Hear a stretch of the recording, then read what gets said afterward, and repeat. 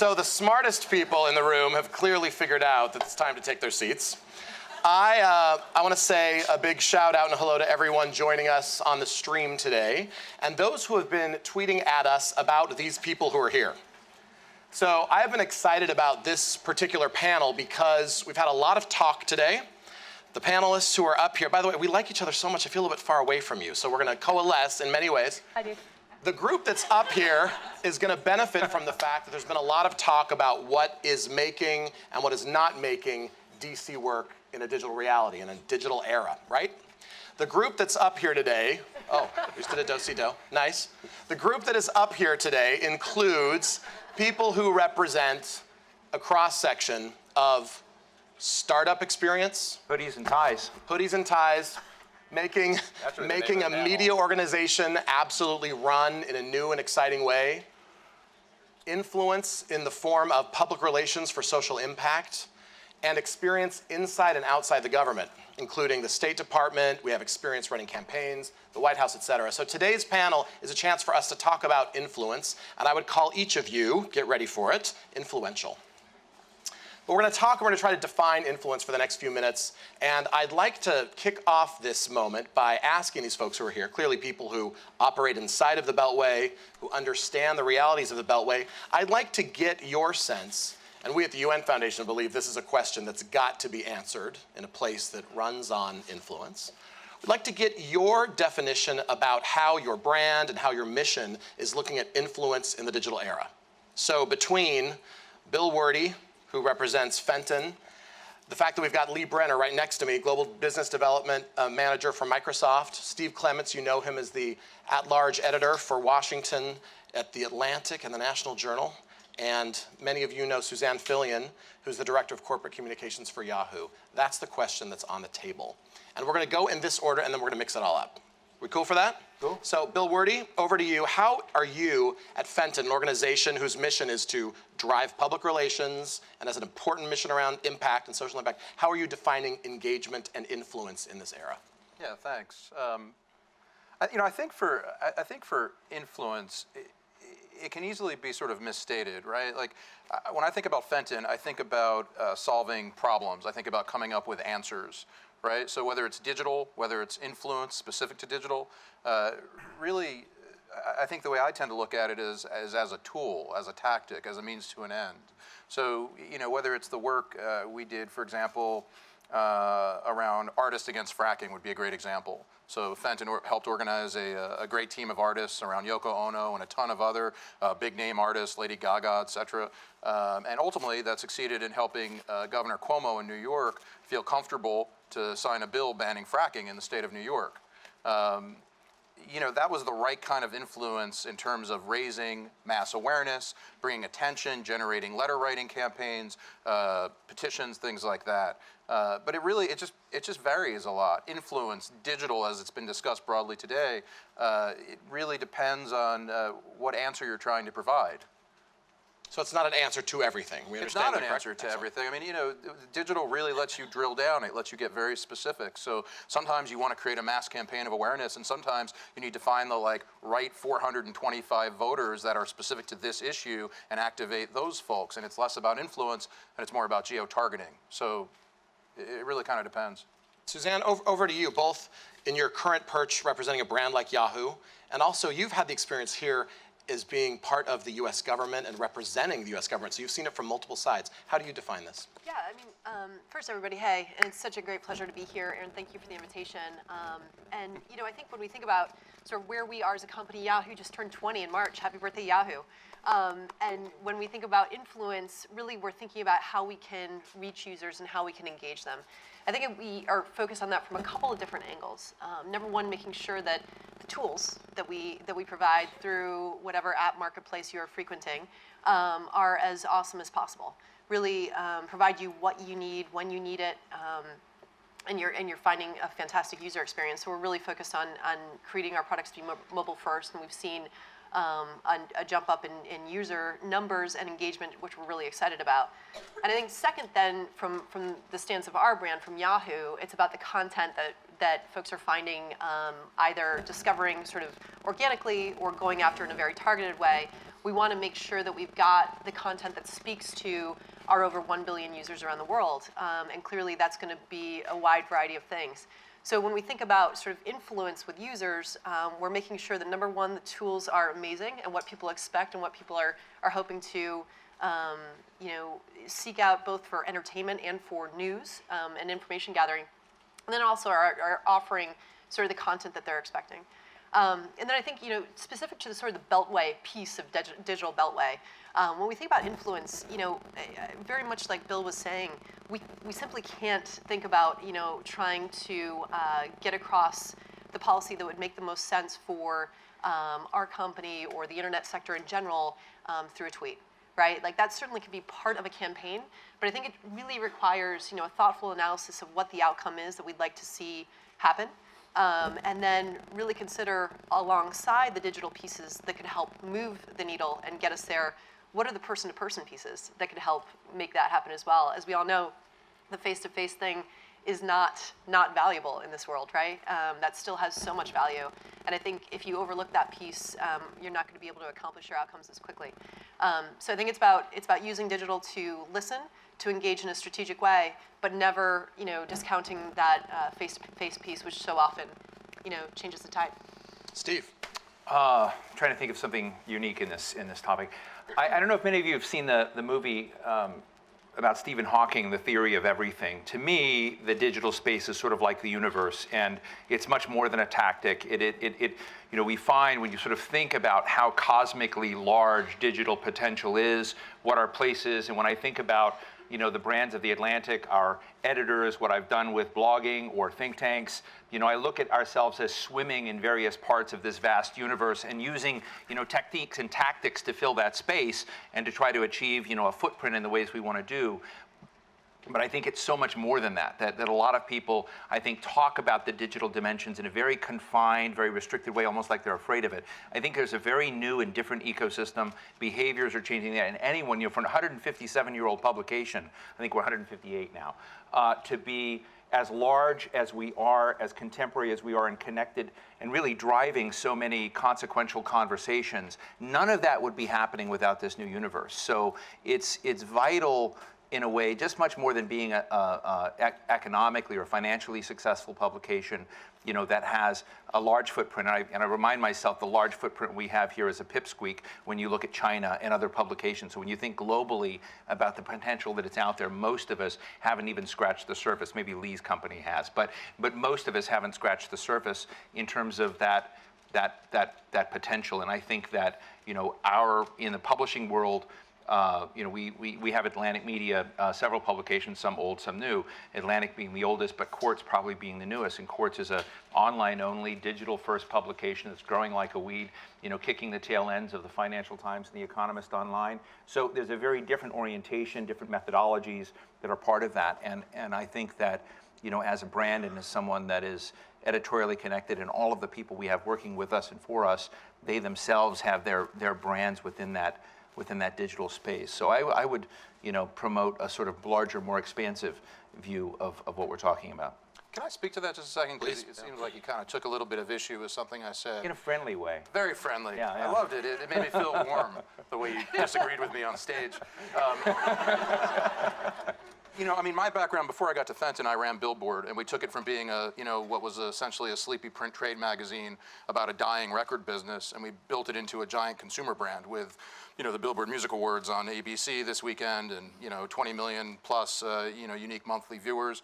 The potential of digital is limitless. I just want to be clear, because when we talk about it, through a Fenton lens, or we talk about it as, we have clients, whether they're activist groups or they're giant foundations that are coming to us, and people need help putting a filter and a focus on that limitless potential. And that's what I really mean. Because Totally. you can't boil the ocean, right? Like I'm endlessly excited by the potential of the internet, right? Like, and sometimes it's really disappointing. Periscope. When Periscope launched, I thought that the next Ferguson was going to be radically different. And then Baltimore happened, and it wasn't radically different because Periscope wasn't yet ready to sort of elevate channels and elevate topics. And so there's just, it's helping people, I think, understand that potential and what their part of that potential is that I'm really responding to. So, well, I'd love to get Lee's perspective, but while things are warm and fuzzy on the panel, we're going to keep this going. This is why this is the greatest group of people up here, because I knew we'd get here early, and we have. Lee, talking about scale, you represent a brand that is one of the largest and most global in the world right now, but I also want to acknowledge that you're someone who understands this city, and you have experience in terms of startup culture in this town and what it means to influence in a town that's part of brands big and small. So I'd like to pose the original question to you and how you view it as Microsoft. Well, I think in terms of influence, obviously this town is all about influence. Everybody's trying to either influence your friends, influence on K Street. You're trying to influence people on different ends of Where's your Pennsylvania office. Well, I work on K Street, but I'm not a K Street guy. It's a very tweetable line. I enter on the other side of the building. But I think the idea, Microsoft is all about productivity, and we are obviously a global company that has had a leadership role in a lot of this movement that has happened over the last 30, 40 years. But I think what the company is trying to really do is make productivity streamlined, make it easier to get more done is really what the focus is, and obviously a lot of the tools that Microsoft is famous for do that, and a lot of things have been built on top of that. I work on a team within Microsoft that is called Bing Pulse. It's all about audience engagement, and a lot of the tools we talk about, whether it's Periscope or Meerkat or any of the tools that we use, not just Microsoft, are about trying to get people more engaged. And I think when we talk about the influence here in DC, for a long time it was simply just about lobbyists going to Capitol Hill or trying to get to the White House or whoever those people were and trying to get that influence done. But now, because of these tools, it's democratized in some sense where the broader public can have an influence and can have a voice in whether it's in policy or in productization of things or in media, and trying to decide what is going to, what the news is going to write about. Because in the reality is, if one article about, say, a reality star is, whoever that reality star happens to be, is going viral, they're going to write more stories about that, whether you want to cover the war or not.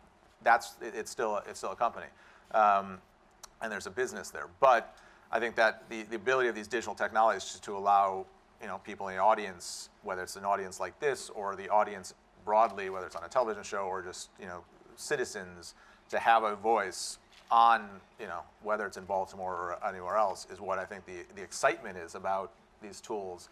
And so there's still that need for influence amongst this town. It's all about who you know and making those connections. But I think it's diffused a little bit because of the fact that you have the ability. I think you'll hear probably later from who I saw earlier, Jake Brewer from Change.org, but a similar sense where you're able to now potentially change, for lack of a better term, change the world based on these technologies, where you hadn't been able to do that in such an easy way without having your own little influence or money or whatever it is that you were coming from in the past. So Lee's brought up some important points, and already in the first couple of minutes, this group of people have brought up 3 questions. We're not going to have time for all of it, so I want to consider this a tapas moment or an appetizer, and we're going to have a chance to dig into it, hopefully, with all of you later on or in the next Digital Beltway session. Let's get real for a minute. And by the way, I just have to say, Lee, I have a feeling. Something tells me that I work on K Street, but I'm not a K Street guy. I have a feeling that's going to be one of the top 10 things said in bars or restaurants or dates around town this evening. I'm not sure. I think that was brilliant. Yeah. But in that spirit, we're in a city that is unique, right? Every city has its unique characteristics, quirks, strengths, things that make it unique. And we're in a city that loves to talk about itself. We're in a city where most of you here in the room, and I assume many of you watching the live stream, are probably paid to get someone to do something, right? To influence someone, whether it's pass a law, buy a product, read an article, make sure that your product operates in a way that's successful. In Washington, where we love to talk about ourselves, has digital media and the ability to leverage digital media for influence, has it allowed us to be better at it? I want real talk, and I'm going to go to Suzanne because I know I will get it from her. She's going to start us off. Has it allowed us to do that better, or has it just allowed us to be more self-important with greater rapidity so that we can tweet ourselves and post ourselves and be more full of ourselves? So is there something there that's making Washington influence a better science and art, or is it just a louder science and art? So I think it depends on who's behind the tools, right? Like who's the actual person, the actor who's creating this self online, whether it's on Twitter or Tumblr or whatever platform we might be speaking about. In my opinion, I think it's given us the power to curate in a more finite way. So instead of sort of broadcasting, Ben from Meerkat said something last night that really struck me, and that was one step closer to honest. So the question before us then would be, what does honest look like, and what does honest look like online? And if we are behind the controls, or if one of our staffers is behind the controls of what our brand or what we as an individual look like from a corporate standpoint, from whatever entity you support online, it's probably not going to tell you the complete picture, both because you're confined by characters, right? So 140 or less in some cases, or whatever the case might be. But also because you don't want to hang out all your dirty laundry. You want to get your point across. You want people to focus on, what you want to get done and what your opinion is. So I think it's given us the ability to really curate what we look like. Whether or not it's gotten us to a more honest place, I think is entirely debatable and really more dependent on the individual behind it. But I do agree with the democratization of it. The potential of it is really limitless. And using it for good is a possibility that's out there as well. And it's about how risky we want to be, right? Like how risky the organization you represent is going to allow you to be, or how risky you yourself are going to be representing yourself on digital. So Steve, let's go to you. Yeah, if I can say very quickly, while I'm a big embracer of the digital universe, as we talked about, I think that if you were to correlate the efficaciousness of what happens in Washington with the growth of the digital space, you'd have to say, and maybe it's a faulty correlation, that the growth of the digital space and the growth of digital tactics and digital footprint has actually made this place less important, less effective, less. There have been poorer results. When you look, just across the way, there's just no doubt that building produces less effective, less important outcomes than ever before. Not the National Gallery. No, not the National Gallery. Gallery. Those on the live stream, we love the National Gallery, but I want to make sure we're talking about Capitol Hill. But I would also say that what comes to mind is that being of this town, the digital space has allowed people the ability to play to your cynical question, to say what they're saying more loudly, with larger footprint, with larger scale, with larger gimmicks than ever before. But all sides of that debate are muscling up in the same capacity, and so you have the sense of greater drama, but the gridlock problem hasn't been solved. And I've always been interested in do you ever remember those stadiums where people would start the wave? Somehow that magical wave would start. That somehow in the digital space, someone will find something that gets us out of this knot of paralysis which we have. And I don't think, despite people, maybe it's more honest, but the conflicts in this town have become more paralyzed, a tighter knot, and not produced net positive effects nationwide from Washington. It has empowered a lot of people outside of Washington. If you look at mayors, you look at governors, you look at local districts, you look at the stakeholding that citizens have and how they're engaging, I think all of that is better than it used to be. But this town is worse. Okay, so in a town, I want to make sure I've got this clear. In a town where there's new avenues of communication, Right. it doesn't mean less congestion or clog. Right. We've got this. So I think that needs to go over to you, Bill, and then Lee, we're gonna ask this question of you. Yeah, I mean, as a guy that watched the recorded music business like crumble to its knees, and yet music is in a better place than it's ever been in terms of the quality of the music and the diversity of music and people's ability to find and listen to music. I'll say that I think every time an institution gets marginalized by the internet, an angel gets its wings.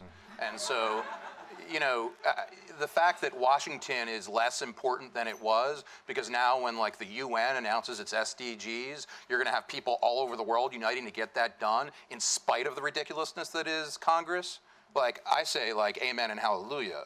So, that's the good side, right? Like it connects people, Arab Spring, like all these things happen because we can share ideas and we can empower and we can demonstrate the breadth and the depth of these ideas. The bad side is, the internet's as affected by money as Washington is, right? It costs things to build amazing experiences. It costs things to get data and know what to do with it. So, climate change, for example, is just, it's been the worst marketed campaign in the history of important campaigns. And that's because one side of that argument has a ton of money, and the other side of that argument doesn't.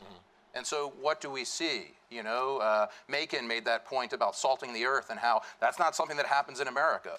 But I have to be honest, that's not the America that I've seen, right? Like, you're going to tell me that like oil companies aren't salting the earth in America over the issues of climate change, or that there hasn't been a war on science in this country over the last 4 to 8 to 10 whatever years?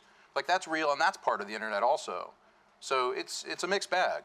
To your point, it's who's behind the controls. And I also think this you talk about this town in DC, it moves slower than digital, right? And that's part of the problem too. Is a previous role I had was working at MySpace, and I was trying to get people in this town to use MySpace. This is before Facebook and Twitter. But it worked. But It worked on a little some bit. of us, But right? listen, Yeah, for sure. for the first, some people got it. President Barack Obama, when he was candidate Barack Obama, had 53 MySpace pages, right? One for each state. They got it, but everyone in town, they weren't getting it, right?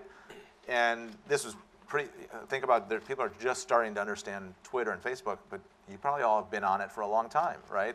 So those types of things, we move so quickly in our world, in all of our world, whereas a lot of times the people here in DC, it takes them a while. And as I think you were talking, a lot of it is sometimes there's a fear of transparency, which is what these digital tools bring. And so they're like, well, wait, you have to become more careful, and sometimes they hit the brakes, and maybe they don't just pump the brakes, they slam on them, and they say, wait, let's hold back for a bit.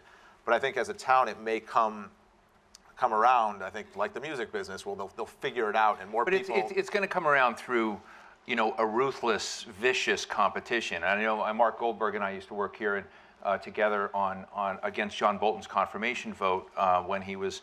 I don't have anything against John Bolton. I just didn't think he should be ambassador to the United Nations. And I thought it was my democratic right to use my blog and throw it and raise all sorts of fun stuff about John Bolton and take it to members of Congress in a daily hit on who they were voting for and supporting. And we succeeded to preventing a vote from taking place on Bolton's nomination. And it was one of the early attempts. And when I looked at people who described it, I said, I wanted to rip the throat out of the competition that I was dealing with, and we used digital means to do that. Now, that was many years ago. And so that was 10 years ago, in fact. And so in the 10 years since, when you look at the disparities and sort of the unevenness, as Lee just talked about in this town, those that succeed in finding a way to give people a lot more voice, network them, create the wave, and come in and kind of wash away their competition, that will eventually become the norm here, but it's not there yet because there's a resilience to the rigidities in this town. But I look at those for people who are out there and doing this business as incredible opportunities. I mean, I looked at it as a blogger as ripping the throat out of, homogenized, boring media that was lazy and was typically just taking stuff that was sent to them, and that was the role that blogs played. People don't understand. Blogs changed. Blogs were the Uber of that time, changing the taxi cabs. We changed media and the way media performed at that time, and we should. I think that people understand it's not a nice, warm and fuzzy process. It's a vicious competition here, which is a free trade zone for people pursuing influence. Can I say one thing? I mean, the other thing is, we all tend to view the world through the tempest that is in our own teapot. The reality of the internet is that it's mostly people like talking about Justin Bieber and posting pictures of their junk. So like, you know what I mean? Like there's like in a certain tiny. The new Darwinian. Right? Yeah. So there, in a certain segment of this, you're dead on right, and this is the experience that we have to work with, is this backyard and this playground. But it's important to remember, because there is this larger world out there, and how you engage those people, and how you find those people, and how you sort of create the funnel to get people involved in the things that all of you are doing out there, and then move them through that funnel becomes a real opportunity. So in that spirit, and you talked, Steve, and I'm grateful for you bringing up the idea that institutions take time. Suzanne, I think you've mentioned this. Lee, you've mentioned it. Bill, you've mentioned it. Institutions take time to adapt. And I think in some of the side conversations we've heard amazing whiz-bang ways for you to raise the volume on something and get people excited.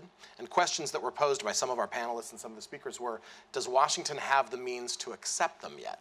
Have we caught up yet? Do we have that ability to take all? Steve, you painted a powerful picture about how you took these things up. We have petitions. We have the ability to advocate. Has Washington adapted to receive? I would like to ask for the panel's wisdom right now, because it may seem, someone asked me why we put this panel together. I, of course, was able to say we chose the 4 best looking people in Washington. But the reality is there's some wisdom in this panel. They weren't available. So we called Lee.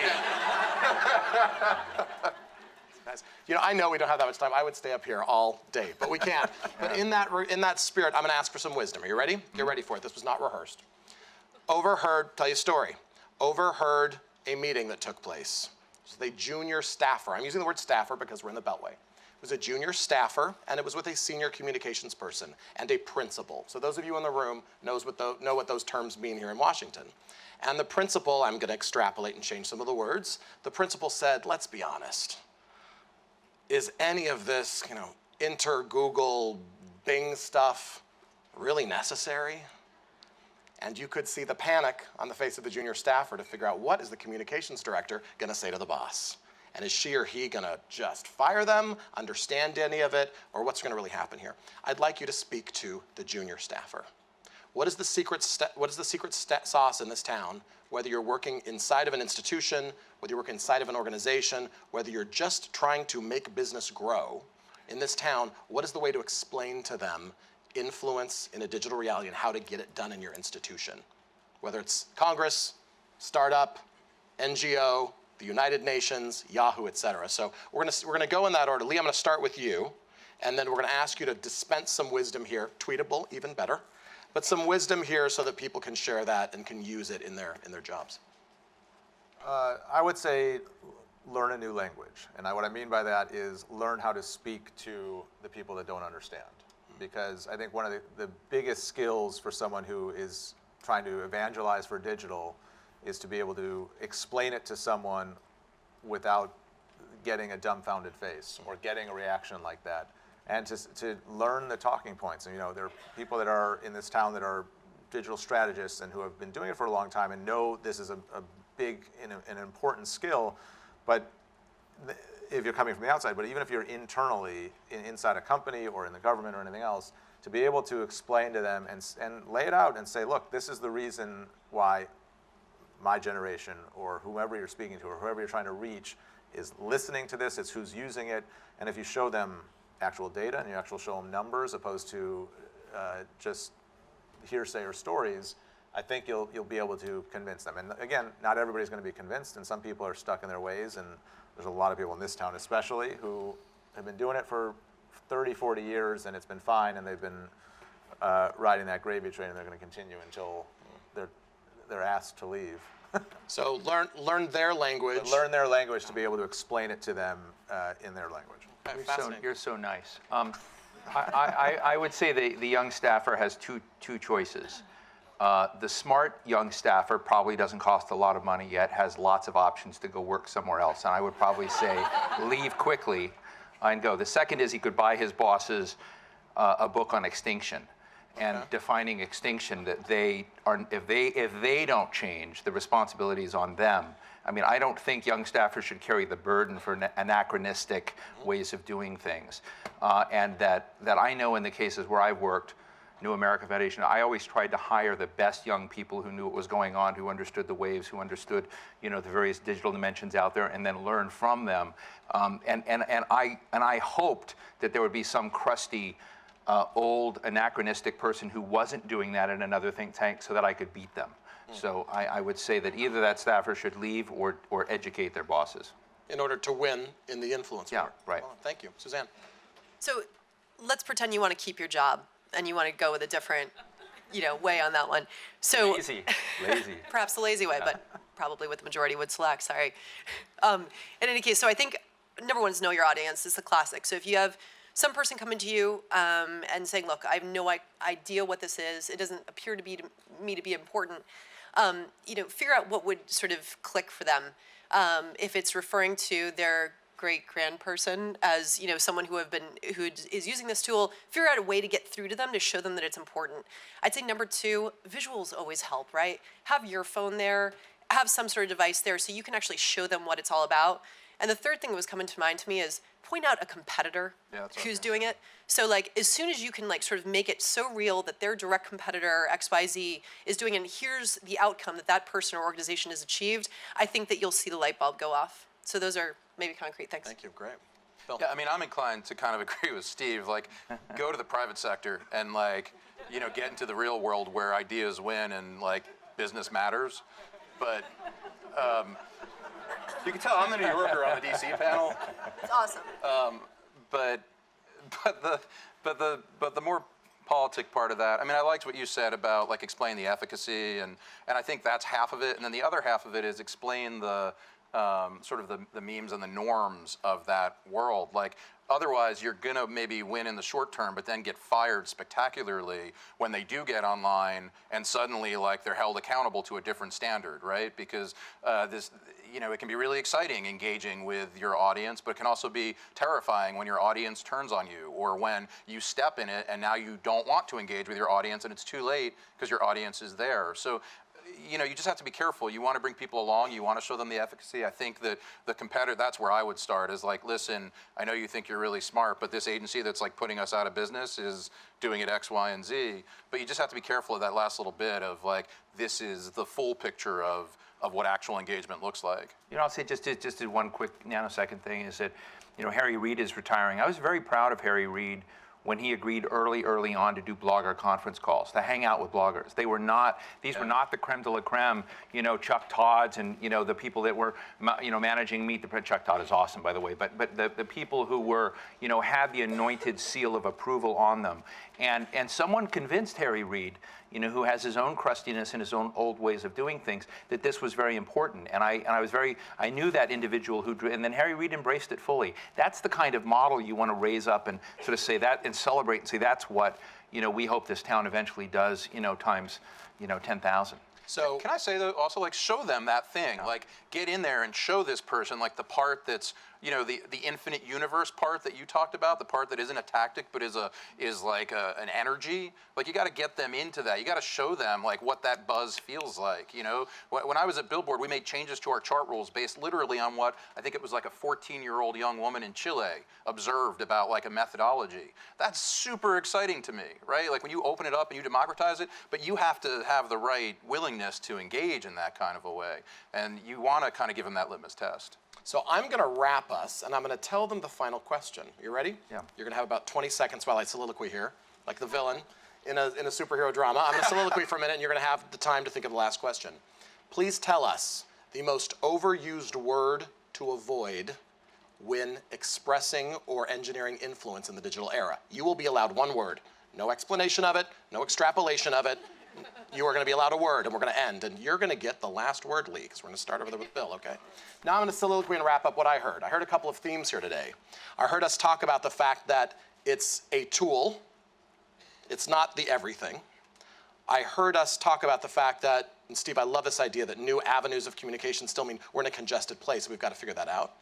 I think we definitely heard from you, Suzanne, this idea that we've got to be realistic about what's available, but still ambitious. I mean, you challenged us to think about in those terms. And Lee definitely brought up the idea about what is possible at scale. I've also heard from this group that we need to do some reality checking on ourselves. And in a town like this, I think that's probably a healthy reminder. I think we could all use some reality check. I also, and I want to thank you, Bill, for reminding us that in a world where there's 7 billion people, plus, the decisions that are made in this self-important town have the ability to affect people. And influence by tweet or post or meerkat has the ability to influence billion-dollar decisions that made the difference between life or death, health, prosperity, or despair for millions of people. And we're in one of those years. 2015 is a year where that's happening. So while we love to celebrate and poke fun at the quirkiness of this town in a digital era, there's a lot at stake. At the risk of quoting that Batman movie with great, what is it? With great? Spider-Man. Spider-Man, with great what? With great power comes great responsibility. There we go. But I think that's what I heard, and that's a lofty thing. Now we're going to end with the word. Are you ready? We're going to end with the word. We're going to start with you, and this is it, guys. The word, if you're going to be the savvy engineer of influence in Washington, D.C., the word to avoid in this digital. Are you ready for this? I can't. I've been waiting for this no for a idea. week. Okay, let's go. What's the word? Viral. I'm going thought leadership, and I'm calling it one word. Oh, you're more cynical than he is. Connectivity. Me. This one. So the word that we want to see more of is thank you. Thank you. Thank you, folks. Thanks, guys. Appreciate it.